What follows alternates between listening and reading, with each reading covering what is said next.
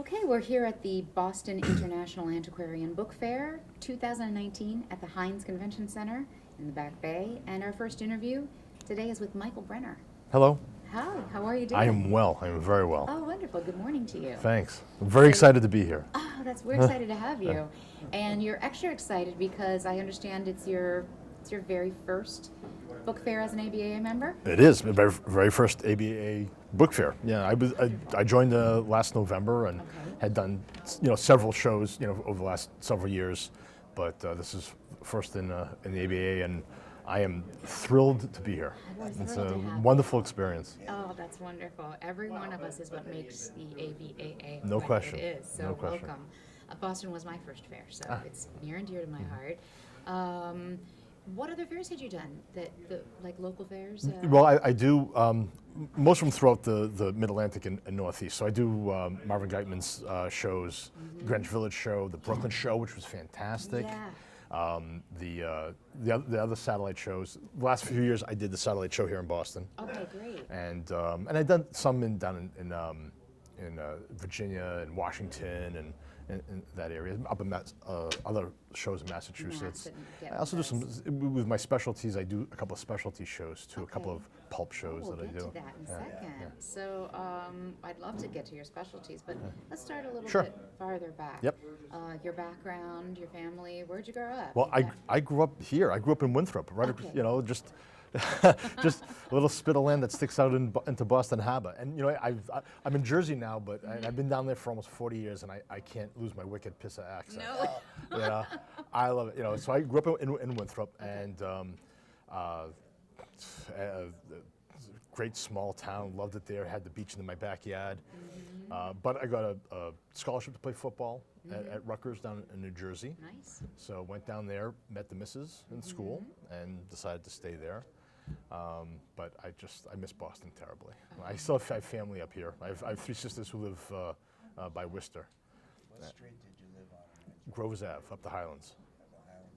Yeah. No, I love it. Just short walk to the beach. Oh, that's wonderful. So when I went away to college, I spent the last 35 years trying to get back to the beach, and so we finally, just a couple of years ago, we moved to the Jersey Shore, and so now we can walk to the beach again. That's wonderful. Yeah. Good for you. Yeah. Good But I still love it up here. I come up here all the time. We vacation on Cape Cod. We usually rent a house at the end of the summer. You find time outside of book selling to do all those good things? It's tough, I know. But well, usually when I travel, I mean, we like to travel quite a bit, especially when we go up to the Cape. I'm buying books. I'm book hunting all the time.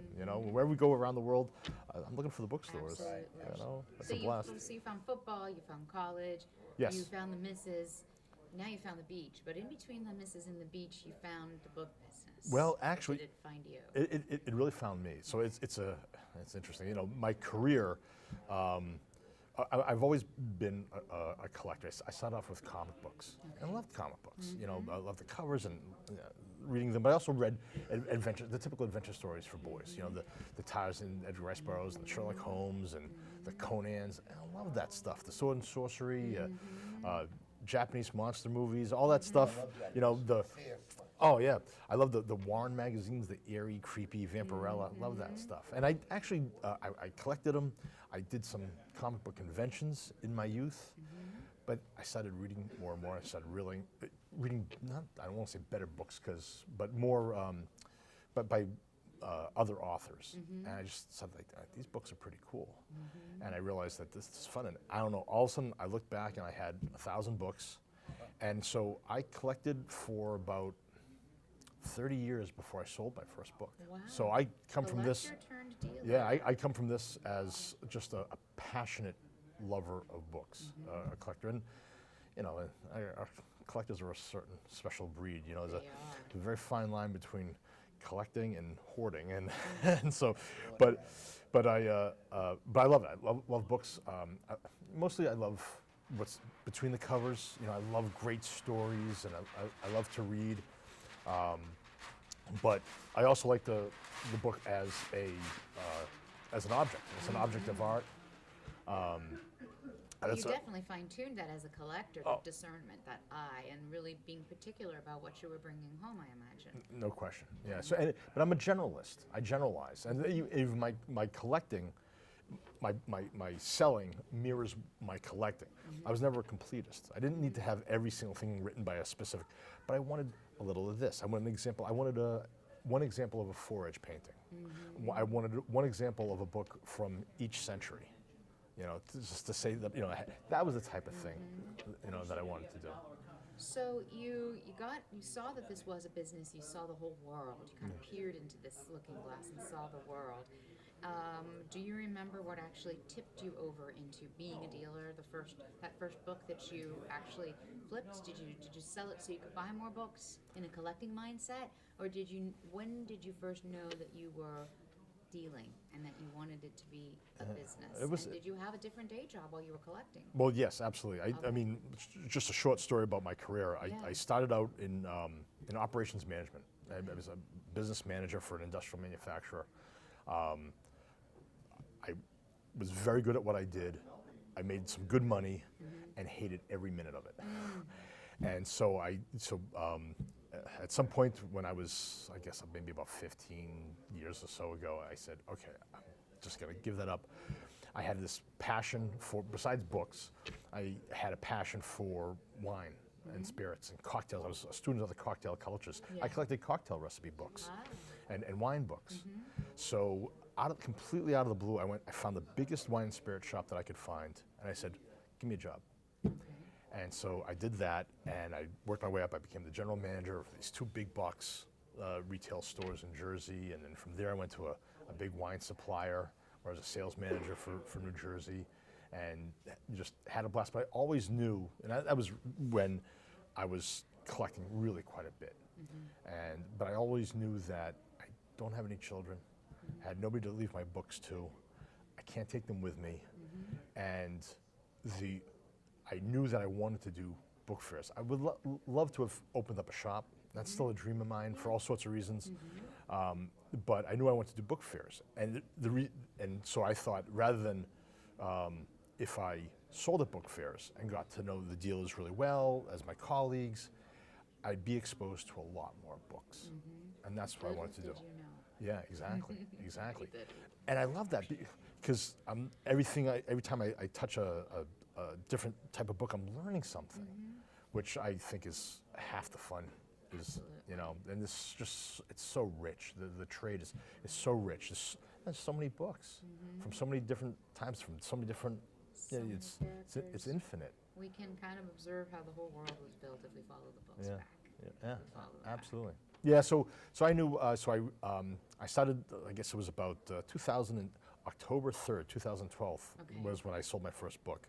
I think it might have been on eBay, but I started selling on ABAA and some of those other portals, and then I guess it was a few years ago when I knew this is, you know, when I retired from my day job, which was going to be soon.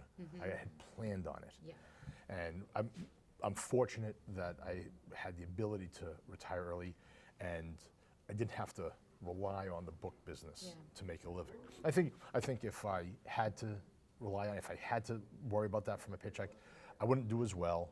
I wouldn't like it as much.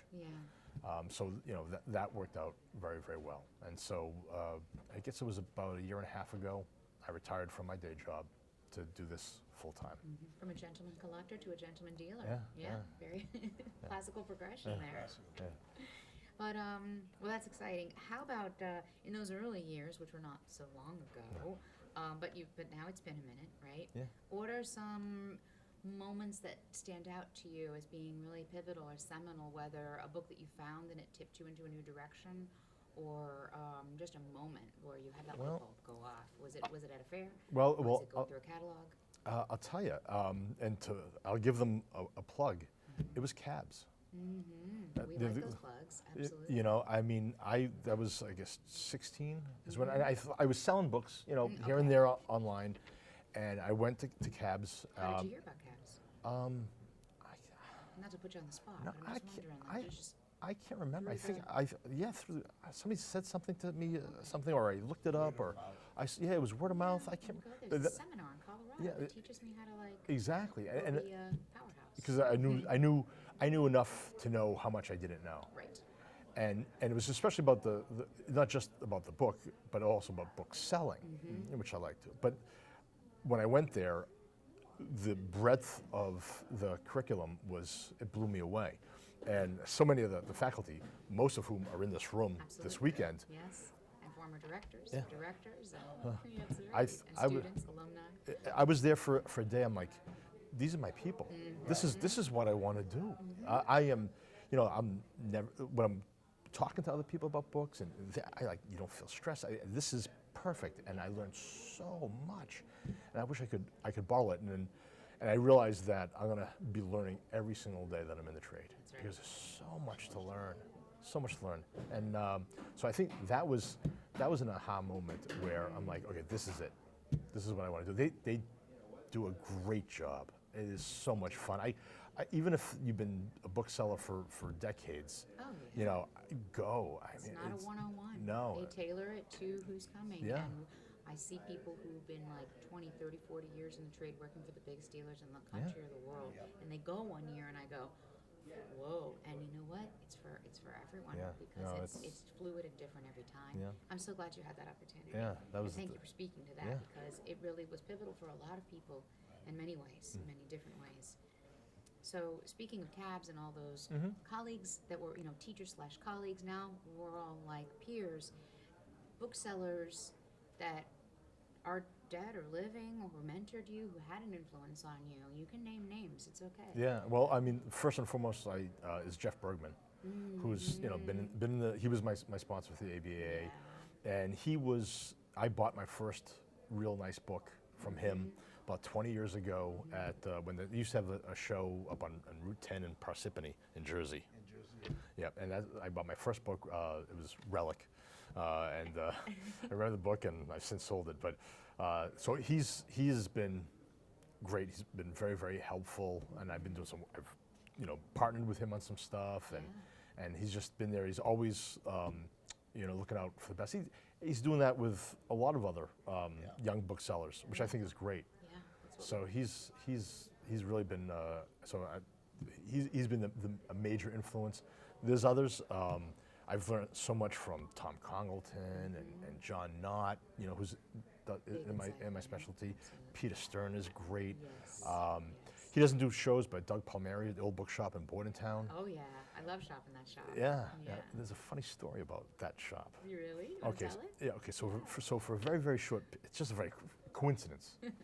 So for a very short period of time, when I was out of the operations management stuff, I wasn't really sure what I wanted to do. So a buddy of mine who is a pediatrician, we decided to go into business, and we opened up a baby product store. Okay. He would recommend the products. Yeah. And I would sell them online, and we opened up a retail store in Doug's shop. No. So in that 200 Farnsworth Avenue in Bordentown, and so that little hole in the wall, and it's hysterical. So now I did that for like a couple of years. I moved out, he moved in. Oh my gosh. It's the funniest That is coincidence. What a circumstance. Yeah. So and I'm in there all the time. Yeah. He's only about a half hour or so away from me, so I'm in there all the time. So he's been a big help as well. That's wonderful. But I'll tell you though, everybody's been great. I have I reach out to folks and they give me advice freely. All the faculty I still talk to all the time, and they're very, very helpful. It's a great. There's a lot of camaraderie. I really believe that. I mean, everybody's. We know that depending upon specialty, we have competitors. Sure. But everybody wants everybody to succeed. At least that's the feeling that I get. That's been my experience. Right, because if the trade dies, we all go. Well, that's the thing. This thing of ours, it needs to continue and thrive. For all sorts of reasons, not just to keep people in business, just the importance of books. Yeah. You got it. You got the fire. So Yeah. That's really Oh yeah. okay. It's obvious. Burning. That's got to be a song. Yeah. So you came in and the internet was in full swing. You immediately, you used, eBay as your vehicle and then ABE and other formats. So rather than, sometimes we ask people what they felt has changed. Some of these guys have been around since before Interlock, right? Since charcoal tablets. But you came in on it. How do you use the amazing platform that it is. Do you do social media for your business? do, What do you do? I do a little bit. I have a website, but I'm also on all the portals. But I have an interesting hypothesis because I hear the lamentation about the internet. I hear it praised, but it's both. It's both. It's right. I hear, because now people can check the prices, and what used to be uncommon or scarce is now it's everywhere. But this is the way I look at it. I think that's true, but back then, if you were a bookseller, your market was the people around you. They came to you, or they came to you at a book fair, and so you reached them. So, true, your scarce book to them is no longer scarce, but now your market is the world, and that's the hedge. And I think there's a lot more opportunity that way, because I'm selling a lot more books. Quite frankly, if I sell more books in New Jersey, I'd have to pay more New Jersey sales tax. Exactly. So so for me, when I sell books all over the country, I'm like, that's found money to me, because 20 years ago I would not have reached that customer. Well, you would have though. You would have put out your list, and you would have put it out at an AB Bookman, and you would have sent a typed up catalog. It would have taken 20, 30 years to develop a strong enough mailing list. To have that mailing address. I to send have it that to Bob in immediately. California. But now Bob in California just likes your copy. Right. And he likes the way you've written about it. Right. Exactly. Or like Tom. Stanislav in Right. Exactly. And over in the other side of the pond, Exactly. it is limitless. It's true. Yeah. So That's to a me, great that's way to look at it. so sure, maybe some of the prices are depressed a little bit based on what it is, but your volume should go up. Yes, spoken like a businessman. Yeah. We need more of that. That kind of wisdom. Navy training. Oh, That's is right. that what it Yeah, is? yeah, a The little bit. nuts and the bolts of it. That's right. That's a That's great. right. Discipline. So clearly, well versed in using technology, dovetailing that with solid knowledge of your specialization in your industry. That kind of brings me to the dealer right now, 2019, who says, I'm a collector, or I just graduated with my my bachelor's in English literature, or I'm flipping things on eBay, but I want to enter the book trade. How would you do that if you were doing it today, or if you were giving advice to your younger self? How would what you know now inform those initial decisions? Since we got a nuts and bolts guy here, let's hear the nuts and bolts. I think the biggest thing for me, and one thing that I've always been obsessive about and passionate about, is customer service. Okay. That's first and foremost. Is no matter what your books are, if they're decent books, you're going to find customers for your books eventually. But if you always focus on customer service, you'll stay in business. Because I see so many times where the product, a lot of, not so much dealers, but just anybody in business, they want the product to speak by itself. You have to be equally as committed to handling customers. And it also means following up with them, recognizing a customer, developing relationships. I know it's a little bit of a cliche, but you develop relationships and you remember what your customers buy. That's one lesson that Jeff Bergman taught me, and he's great at it.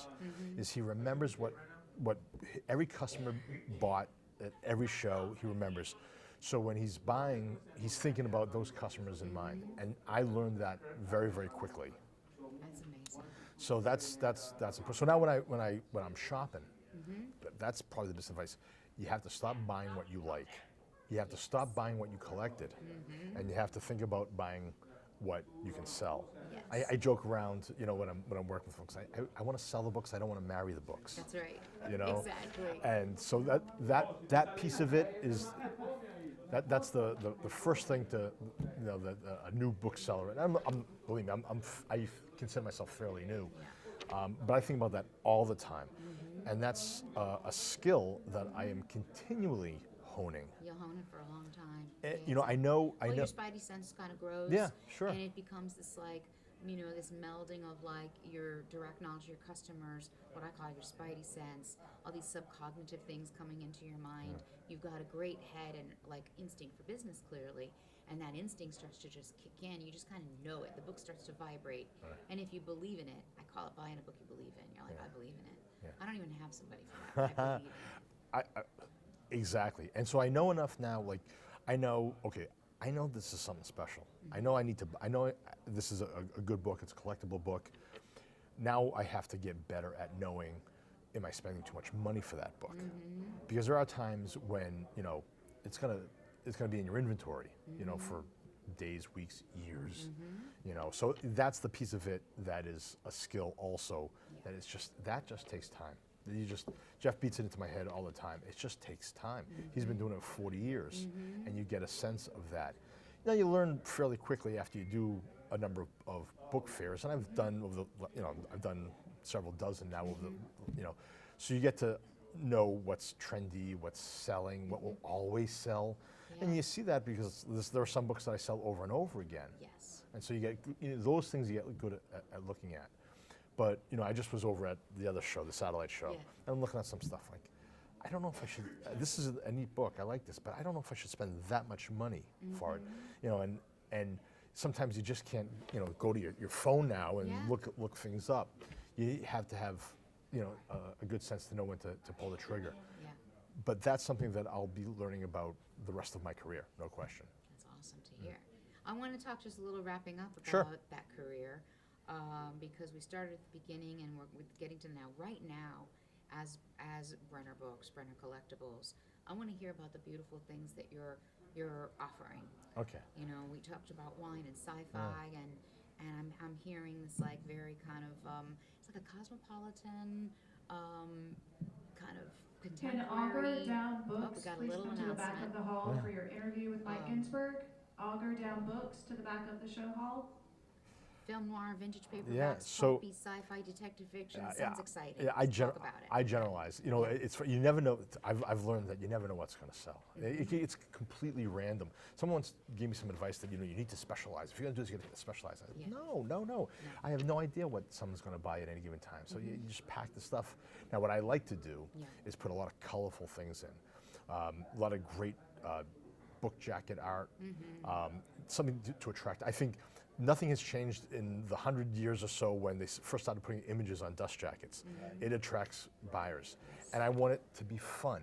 So I have, I'm deep in science fiction and mystery with these great covers. Some are lurid, you know, some are a little ribald, you know, but they're just fun. And I have a lot of vintage paperbacks. Oh, those are great. Which are fantastic. People flip through them, and it's a lot of nostalgia. It's a lot of nostalgia. And there's where that collectibles, that part of the, you know, That's so you're, exactly you're right. allowing yourself to, you know, sometimes I think dealers maybe they forget that it's an emotional purchase. Absolutely. Some of my things are rare or unique. You know, that's a word that's clearly overused. But I have a lot of stuff that's scarce in the condition that it's in. But I have stuff. All my stuff is collectible.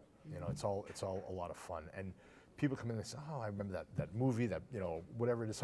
I had like in paperbacks.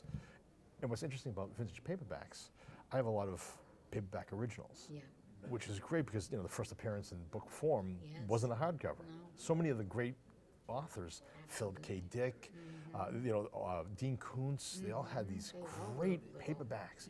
And that's so much fun. And I also discovered the pulp noir. A lot of the pulp that, you know, the film noir movies were made out of, David Goodis's, the Jim Thompsons, and some of those are dark, considering the times that they were written, but they're fascinating because they're also, besides being nostalgic and fun to read and look at, it also is a slice of life, you know, and so you can, you know, live vicariously through those crazy authors, you know, lives, and to see what life was like on the other side. You know, you see, you know, the 50s and 60s sitcoms, and it's, you know, but you see what life was really like through those books. But they're a lot of fun. And It really wasn't like.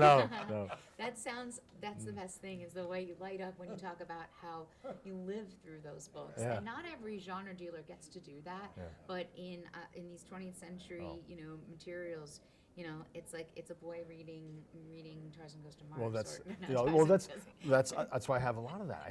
I'm deep in that with the paperbacks because I know guys and gals my age. Did Tarzan go to Mars? No, John Carter. John It was Carter still, went it to Mars. was still Edgar Rice Burroughs. Yes. But they're a blast. You remember all these great things, you know, that you read, and the shows and the movies that were around them, and it brings back a lot of great memories. That's awesome. But I'm, you can tell, I am so enthusiastic Yeah. about Yeah. those specialties, Yeah, and it gets a got a little. lot going. And I love talking to customers about that because they start getting enthused, and it's a lot of fun. what you bring to them is you know, and you're also like giving them permission to be as excited as you are. Yeah. So I Yeah. predict really, Because I mean, really it's, great I mean, things. because if it, you know, to think back what brought them into collecting and reading books, there's those great stories and just having a lot of fun, and that's why you should collect what you love, collect what you love to read, and so not because you need to complete something or you need to make an investment in something. You know, if it goes up in value, mazel tov. You know, but you should have fun. You should have fun reading. Yes. You know, Well, and you'll read more. I think that's a phrase that needs to go on a mug. You and your mugs. That's awesome. Well, thank you so much for Sure. sharing your That was great. enthusiasm Thank with you. all of us. People will be clicking this link and checking you out for a long Cool time, beans. and I hope Good. they get as excited as we all are about Great. what we love to do. Thank Thanks you very Do much. you have a homepage? Yes, it's brennersbooks.com. What happens, a lot of the people who've had interviews have put their interview up on their homepage. It's going there, no question. Yeah. They've created a Yeah, lot but of I'll do some interest stuff in with social media. I have a Facebook page and all that. Oh, that's great. Yeah. So Awesome. that's a good idea. Another That's good great. one. Very good. Thank you so Well, much. Thank you very thanks much. a lot. Yeah, pleasure. Appreciate it, man. Thanks for having me.